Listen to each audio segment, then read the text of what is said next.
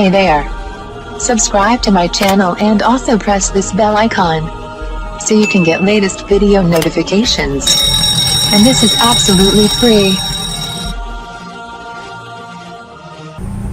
आज मैं आपको बताऊंगी आंखों की सूजन और ओपन पोर्स के लिए क्रीम बनाने का तरीका। अज्जा, बादाम का तेल 1 cup, Vaseline 1 cup, peppermint oil 3 चम्मच, लैक्टिक एसिड 2%, सूजी 1 चम्मच।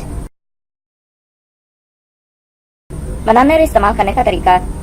एक पैन में बादाम का तेल, वैसलीन, पेपरमेंट ऑयल और लैक्टिक एसिड डालकर पकाएं और पकाते हुए सूजी भी डाल दें। जब तैयार हो जाए तो ठंडी करके फ्रिज में रख लें। रोजाना रात को चेहरे पर लगाएं और सुबह धो लें। आपके चेहरे के ओपन पोर्स आहिस्ता आहिस्ता बंद हो जाएंगे, आंखों की सूजन गायब होगी और चेहरा भी खिल उठेगा।